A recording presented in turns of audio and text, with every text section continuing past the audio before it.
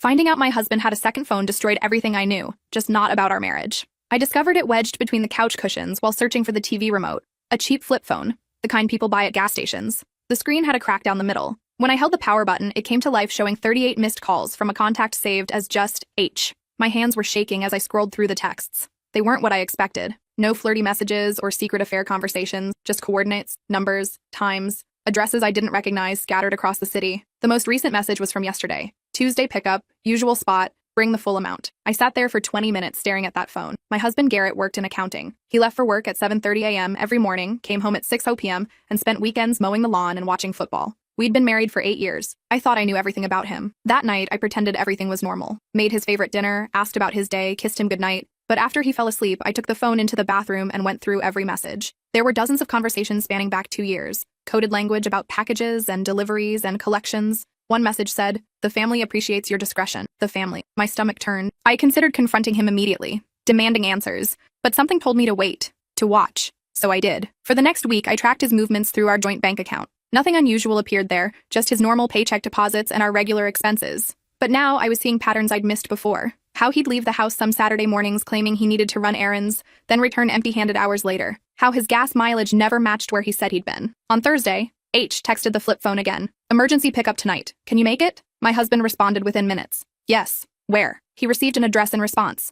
A warehouse district on the south side I'd never heard of. I followed him, parked blocks away, and watched as he pulled up to a loading dock at 11:00 p.m. A man in a dark jacket approached his car. They talked for maybe 2 minutes. Then my husband opened his trunk and handed over a large black duffel bag. The man pulled out thick stacks of cash and started counting. I watched my husband of 8 years complete what was clearly a drug deal or worse, then drive away like nothing happened. I went home and pretended to be asleep when he crawled into bed beside me. My mind was racing. All those late nights he claimed to be finishing reports. All those weekend errands. Our comfortable middle-class life was built on something that could destroy us both. I thought about calling the police. But what would I say? My husband might be involved in something illegal, and I have no actual proof except a phone I wasn't supposed to find. The next morning, I decided to open the duffel bag in our garage. Garrett always kept it locked, claiming it held old college textbooks he couldn't bear to throw away. I'd never questioned it. Now I understood why the lock was so heavy-duty. I waited until he left for work, then used bolt cutters from the hardware store. My hands were shaking so badly it took 5 tries to cut through. Inside wasn't drugs, it was paper. Folders and folders of documentation, passports with different names and Garrett's photo,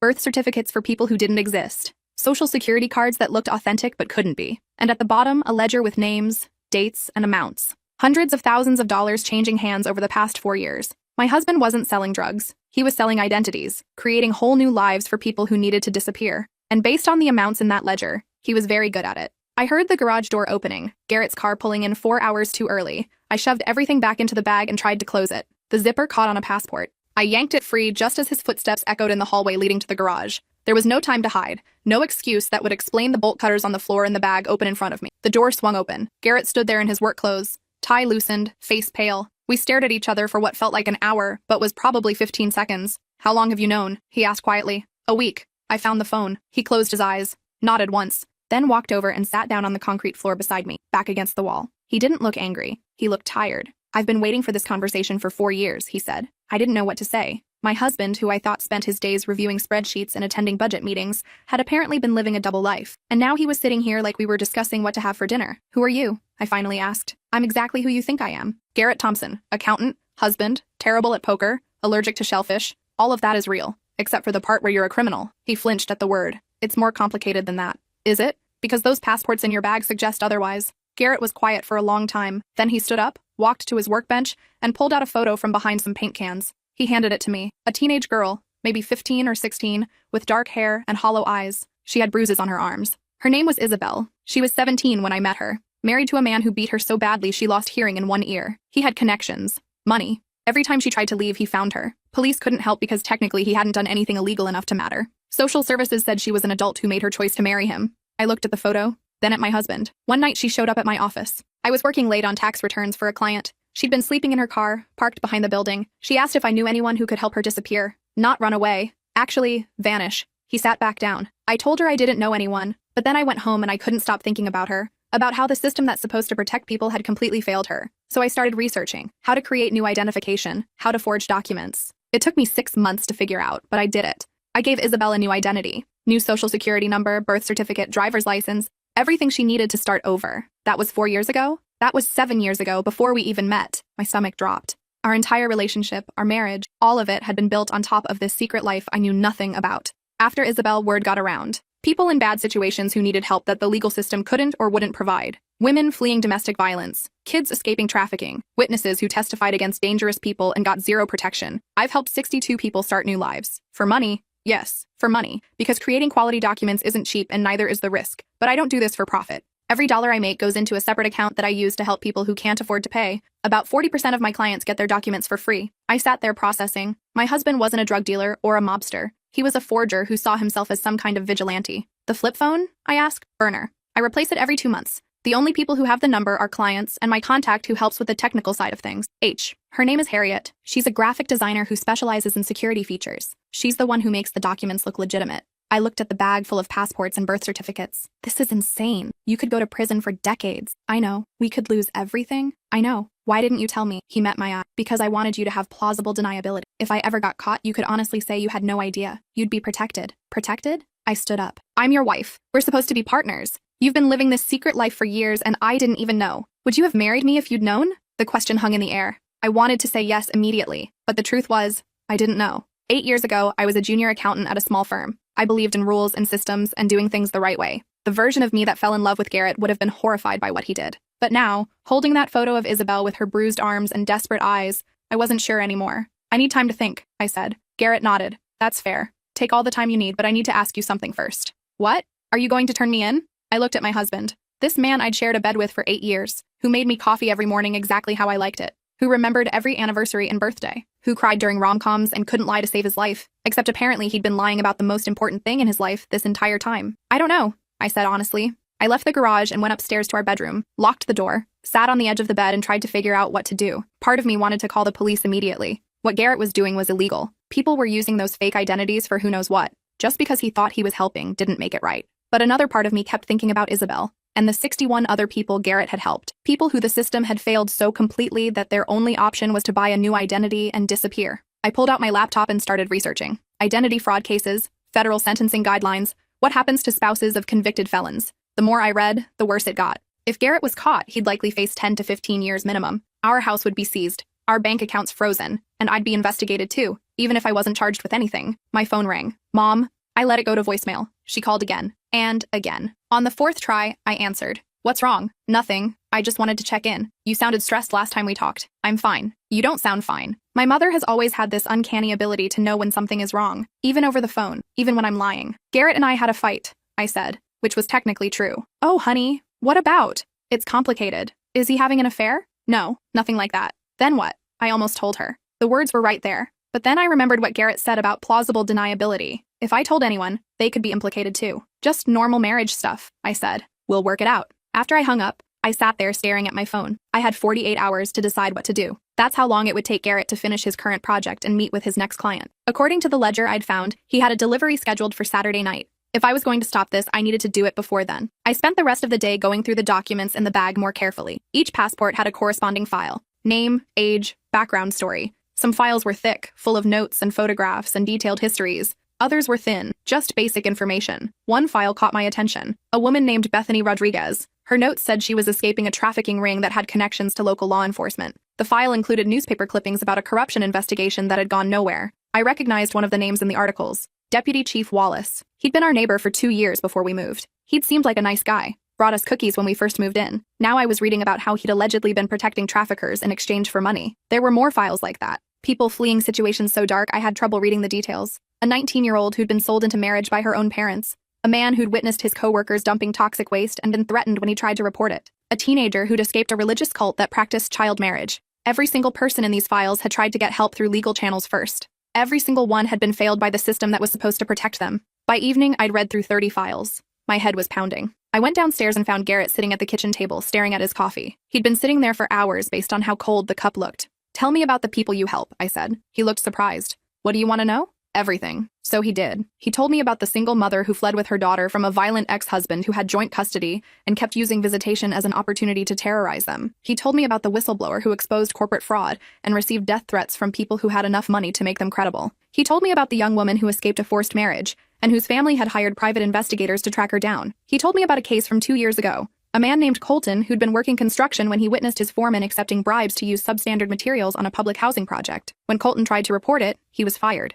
Then his car was vandalized. Then his apartment was broken into. The message was clear: keep your mouth shut, or things will get worse. Colton went to the police, Garrett said. They told him without evidence there was nothing they could do. He went to local news. They said it wasn't newsworthy enough. He went to OSHA. They said they'd investigate, but months went by and nothing happened. Meanwhile, people were living in apartments built with materials that barely met code, electrical systems that could start fires, plumbing that was already failing. What happened to him? He came to me. I gave him a new identity. Last I heard, he was working construction in another state, and he sent anonymous evidence to federal investigators. That housing project was condemned 6 months later. Residents were relocated. The foreman went to prison. Because of Colton. Because Colton had the courage to speak up, even when it cost him everything. He told me about another case. A 15-year-old named Paige who'd been trafficked by her own boyfriend. He'd seemed nice at first. Took her to movies, bought her gifts, told her she was beautiful. Then he started introducing her to his friends. Told her she owed him for all the nice things he'd done. By the time she understood what was happening, she was trapped. She tried to leave twice, Garrett said. Both times he found her and beat her so badly she needed stitches. He had her convinced she couldn't go to her parents because they'd blame her. Couldn't go to police because he'd make sure she got arrested too for prostitution. How did she get away? Her school counselor noticed the bruises, got her into a safe house. But her trafficker had connections everywhere. He knew people in social services, knew which shelters to watch. Every time Paige thought she was safe, he'd show up. Finally, someone at the safe house contacted me. How old was she when you helped her? 16. I created documents that made her 18 so she could legally rent an apartment and work without parental consent. Gave her a new name, new birth certificate. She moved 2 states away, got her GED. Last update I got, she was enrolled in community college studying social work. There were more stories, dozens of them. Each one a person the system had failed in spectacular ways, and each one had found their way to Garrett as a last resort. What happens to them after they get new identities? I asked. Most of them move to different states, get normal jobs, rent apartments, start over. The identities are good enough to pass standard background checks. They can open bank accounts, get driver's licenses, even file taxes. Has anyone ever been caught? Not that I know of. I build in layers of protection, multiple redundancies. If one part of the identity gets questioned, there are backup documents to verify it. And you do this out of our garage? No. I have a storage unit downtown where I keep most of the materials. The garage is just where I do final assembly when I'm close to delivery. I processed this. How much money do you make? Last year, about $340,000. But like I said, most of that goes back into operating costs and helping people who can't pay. What do we live on then? My accounting salary, plus about $45,000 a year I keep from the identity work. Enough to make the finances make sense, but not enough to raise red flags. I did the math. If he was making $340,000 and only keeping $45,000, that meant he was putting nearly $300,000 back into helping people. That changed things. This wasn't a man getting rich off desperate people. This was someone actually trying to help, but that didn't make it legal. I need to meet Harriet, I said. Garrett's eyebrows shot up. Why? Because if I'm going to make a decision about this, I need to understand the full picture. That includes meeting the person you work with. He hesitated, then nodded. I'll set it up. 2 days later, I was sitting in a coffee shop across from a woman in her mid-30s with bright blue hair and sleeve tattoos. Harriet looked like she should be working at a record store, not creating forged documents. So you're the wife, she said, stirring sugar into her latte. So you're the forger? She smiled. Graphic designer. Forger sounds so criminal. It is criminal. Technically, yes. Morally? She shrugged. I sleep fine at night. How did you get into this? My sister. She married an abusive piece of shit who had connections to the police department.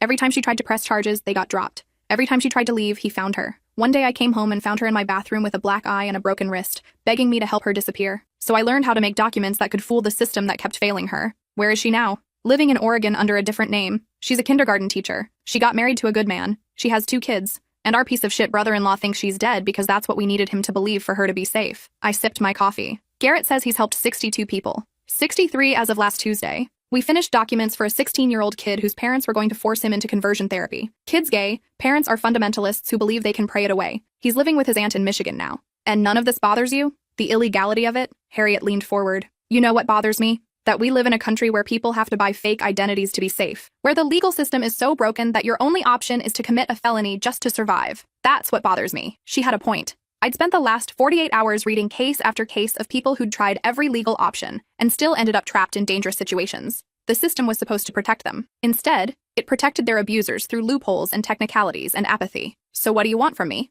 I asked. Why did you agree to meet? Garrett's worried you're going to turn him in. I wanted to see for myself what kind of person you are. And I think you're someone who believes in rules, who wants to do the right thing. But I also think you're smart enough to understand that sometimes the right thing and the legal thing aren't the same. I went home and thought about everything I'd learned, about Isabel and Bethany and the 61 other people whose files I'd read, about the flaws in a system that was supposed to protect but often didn't, about my husband, who I thought I knew but apparently didn't know at all. That night, Garrett slept in the guest room. I lay awake in our bed, staring at the ceiling. By morning, I'd made my decision. I found him making breakfast. "I need you to stop," I said. He turned off the stove. "Okay. I mean it. No more clients, no more documents. This ends now." "All right. But," I continued, "I want to help you finish the cases you've already committed to. The people who are counting on you." His jaw dropped. "You want to help? I spent 12 years as an accountant. I know how to create paper trails that look legitimate.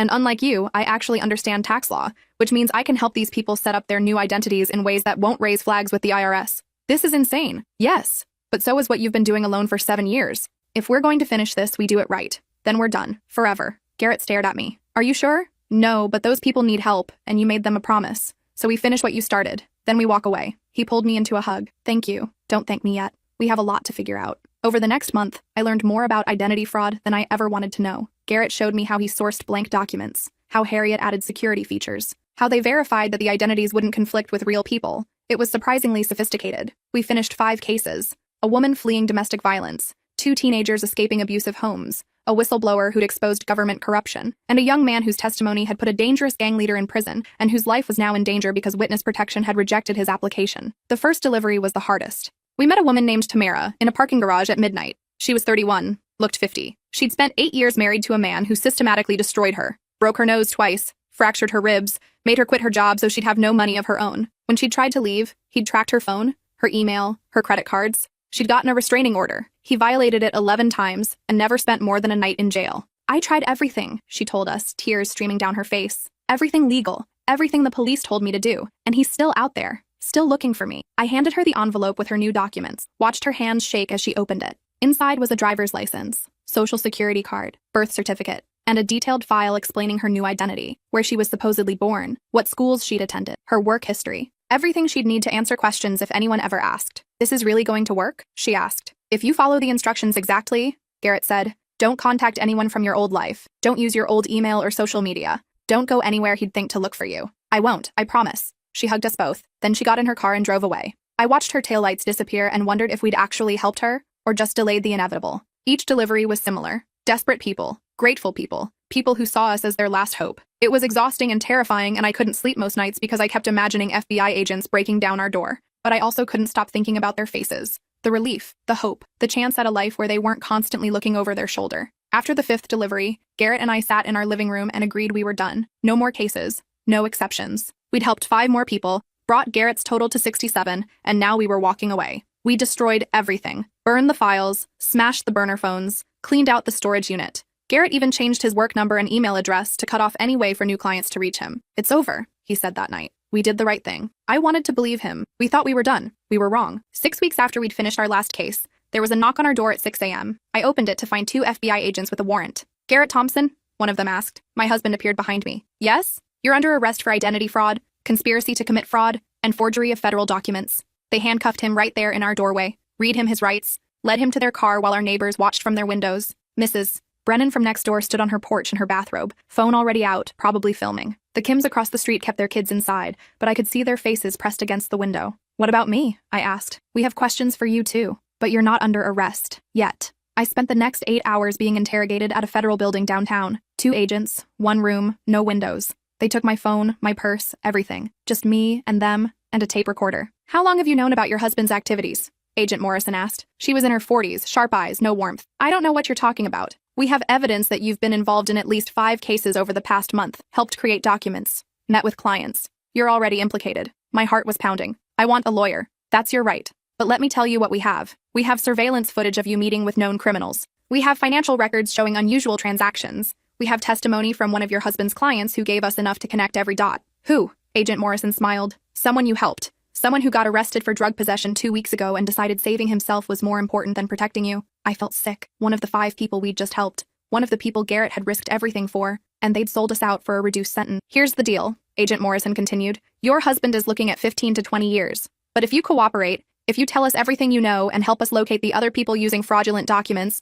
we can probably work something out. Maybe no charges for you, maybe a reduced sentence for him." "What kind of reduced sentence?" "Maybe 8 years instead of 20. Maybe supervised release after 5. Depends on how helpful you are." I thought about Garrett sitting in a cell somewhere, about the 67 people he'd helped, about Tamara driving away with her new identity, finally free from a man who'd nearly killed her. "I want a lawyer," I said again. They kept me there for 6 more hours, asked the same questions different ways, showed me photos of people I'd never seen, implied things about Garrett that weren't true. By the time they finally let me go, it was dark outside. I didn't help them. I got a lawyer. A good one who cost $25,000 just for the retainer. He told me I was lucky. They didn't have enough evidence to charge me with conspiracy because Garrett had been so careful to keep me separate from his work until the very end. And the work I'd done was recent enough and limited enough that they couldn't prove I'd been involved long-term. They might still charge you, he warned, but I think I can get it dismissed. You're small fish. They want your husband. But Garrett wasn't lucky. They had everything they needed to convict him. His lawyer advised him to take a plea deal, 12 years, instead of 20. He'd be eligible for parole after 8. The night before his sentencing, I was allowed to visit him in jail. He looked terrible, thinner, exhausted. His hands shook when he picked up the phone on his side of the glass partition. "I'm sorry," he said. "I never wanted this to touch you. The house is in your name. You can sell it, start over somewhere else.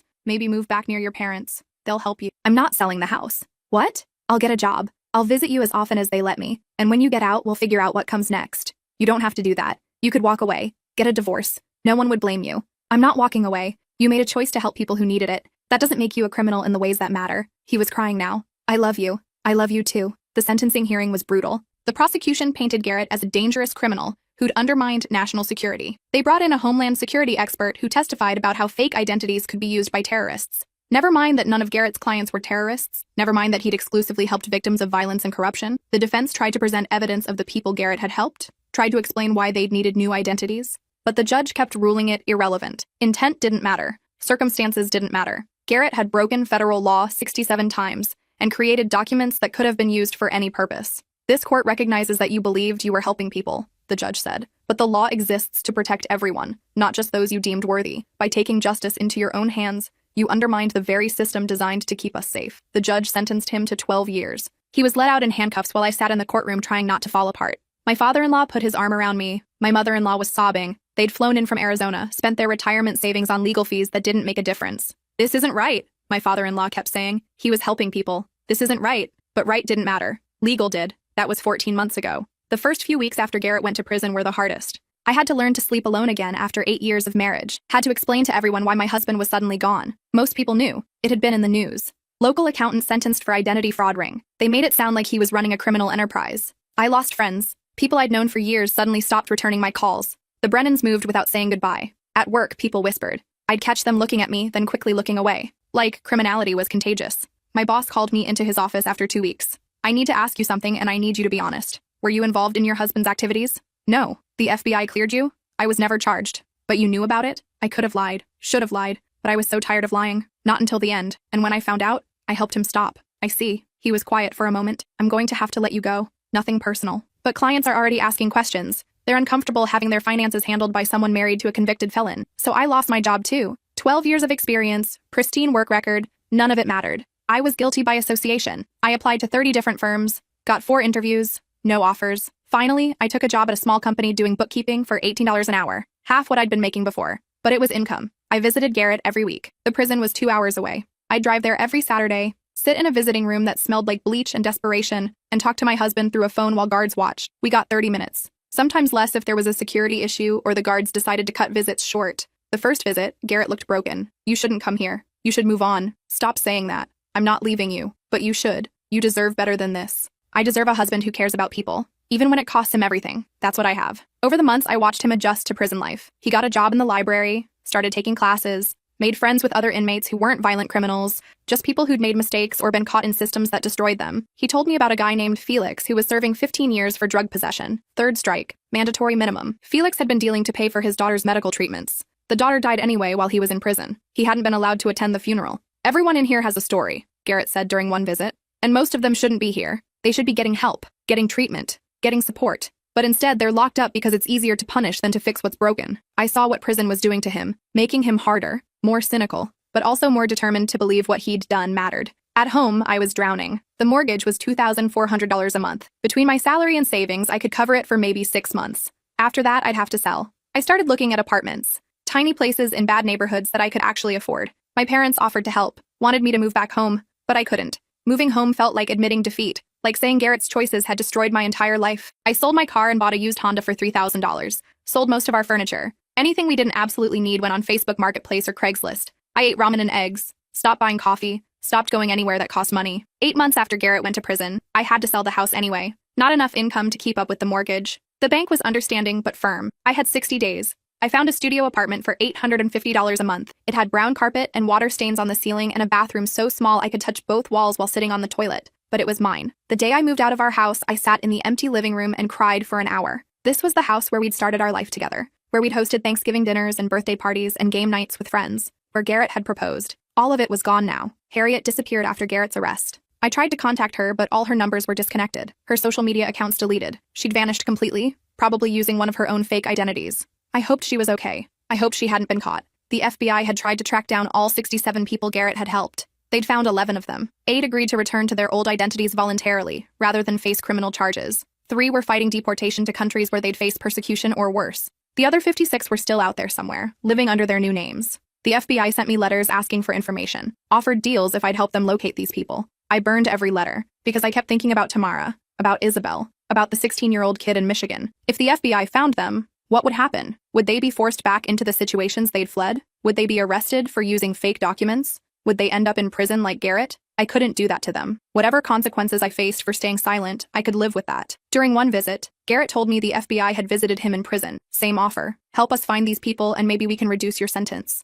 What did you say? I asked. I told them to fuck off. I smiled for the first time in weeks. Language. I'm in prison. I can curse now. He paused. But seriously, those people trusted me. I'm not betraying that trust to save myself a few years, even if it means staying here longer. Even then, 10 months after the arrest, I got a letter in the mail. No return address. Inside was a single photo. A woman I recognized from one of Garrett's files. She was standing in front of a small house with a garden, holding a baby. On the back was written, "Thank you. Tell him we're safe." I cried for 20 minutes. Then I put the photo in an envelope and mailed it to Garrett at the prison. He needed to know that what he did mattered, that the cost was worth it for the people he'd saved. A week later, another letter came. This one had a gift card to a grocery store for $200. The note said, "You helped me when no one else would. Let me help you now." Then another, and another. Over the next 2 months, I received 9 anonymous packages. Gift cards, cash, prepaid Visa cards. One envelope had $500 in it. They totaled almost $3,000. The people Garrett had helped were helping me, even though it was risky to contact us. Even though they were probably still being watched by the FBI. They found ways to show they hadn't forgotten. I used the money to pay rent, to buy groceries, to put gas in my car so I could keep visiting Garrett. Every Saturday, 2 hours each way, sitting in that terrible visiting room that smelled like industrial cleaner and broken dreams. We talk about everything except the obvious. About books he was reading, about my terrible studio apartment with the water stains, about what we'd do when he got out, even though that was still 7 years away at minimum. "I want a garden," he said during one visit. "Tomatoes, peppers, herbs. I want to grow actual food. We'll get a house with a yard," I promised. "Nothing fancy, just somewhere with enough space for a garden. You think you'll still want to be married to me in 7 years? Yes. I wouldn't blame you if you changed your mind." I'm not changing my mind. But some days I wasn't sure. Some days I'd come home from visiting him and sit in my tiny apartment and wonder what I was doing. I was 30 years old. My entire life on hold waiting for a man who wouldn't be free until I was almost 38. By then, if we wanted kids, we'd be rushing against biology. If we wanted to buy a house, we'd be starting from nothing. If we wanted any kind of normal life, we'd be building it from scratch in our late 30s while most people our age had already figured it out. My friends stopped asking me to hang out. I couldn't afford to go anywhere anyway. Couldn't afford drinks or dinners or even coffee shops. My life became work, rent, visits, repeat. The loneliness was suffocating. I'd go days without talking to anyone except customers at work and Garrett during visit. I stopped calling my parents because every conversation ended with them begging me to move home, to divorce Garrett, to start over. "You're wasting your life," my mom said during one call. "You're 30, you should be building a career, maybe starting a family. Instead, you're stuck in a studio apartment visiting a prison every week. He's my husband. He's a criminal who lied to you for years. He was helping people. He was breaking the law. There's a difference." I hung up. We didn't speak for 2 months after that. 14 months in, I hit my breaking point. It was a Saturday. I'd driven 2 hours to the prison, sat in the waiting room for 90 minutes because they were short-staffed, finally got in to see Garrett for 20 minutes instead of the usual 30 because of a security issue in another block, then drove 2 hours home. I walked into my apartment and just collapsed on the floor. Didn't even make it to the bed. Just lay there on the brown carpet that smelled like previous tenants and stared at the water-stained ceiling. This was my life now. This would be my life for 7 more years. I thought about leaving, really thought about it. Not just idle wondering, but actual planning. I could file for divorce, move to another state, get a job somewhere fresh where nobody knew my name or my story. Start completely over. I pulled out my laptop and looked at job postings in other cities. Portland, Austin, Denver, places where I could afford to live and where nobody would whisper about the accountant's wife who married a criminal. Then I remembered something Garrett had said during a visit. "Everyone in here has a story, and most of them shouldn't be here." He was right. Garrett shouldn't be in prison for helping people the system had failed. Felix shouldn't be in prison for trying to save his daughter. Tamara shouldn't have needed a fake identity to escape her abuser. The system was broken, and Garrett had tried to fix it the only way he knew how. That didn't make him a criminal in any way that mattered. I closed the laptop, took a shower, made ramen for dinner, decided to stay. Because leaving Garrett would be admitting that what he did was wrong, and I wasn't ready to believe that. Now, 14 months after Garrett's arrest, I'm still here. Still working at the bookkeeping company for 18s an hour. Still living in the studio with the water stains. Still visiting every Saturday. But I'm not drowning anymore. I've adjusted, found a rhythm, made peace with the fact that this is my life for now. I even made a friend. Her name is Kendra. She works at the coffee shop near my apartment. We started talking one day when I came in for a cheap drip coffee,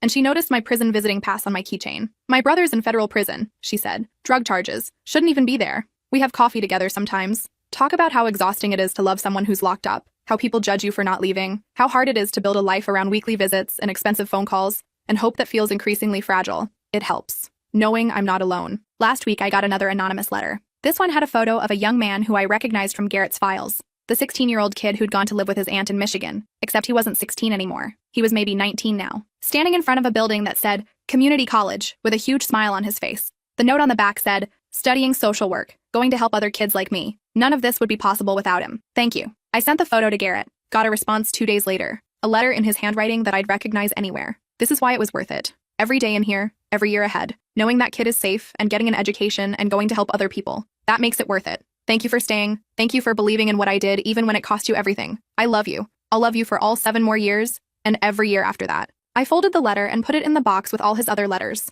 I have 62 of them now. I reread them sometimes when the loneliness gets too heavy. I still don't know if what Garrett did was right. The law says it was wrong. Society says it was wrong. But I think about those 56 people still out there living under their new identities, living lives they wouldn't have if Garrett hadn't helped them. My husband won't be home for at least 7 more years. By then, I'll be 37. We'll have lost our house, our savings, a decade of our lives, our careers, our social standing, everything we built together. Was it worth it? I honestly don't know. But I do know that somewhere out there, there's a 16-year-old kid who isn't being tortured in conversion therapy. There's a woman with a baby who doesn't have to fear her traffickers anymore. There's a teenager who escaped a forced marriage and is living on her own terms. There's Tamara, somewhere safe, maybe even happy. And maybe that has to be enough. Because the alternative is believing that following the law matters more than saving lives. And I can't make myself believe that anymore. So I'll keep working, keep visiting, keep surviving in my tiny apartment with the water stains, keep building a life around hope that my husband will come home eventually, that we'll get our second chance, that all of this suffering will have meant something. And maybe, someday, the system will change. Maybe people like Garrett won't have to break the law to help people the law refuses to protect.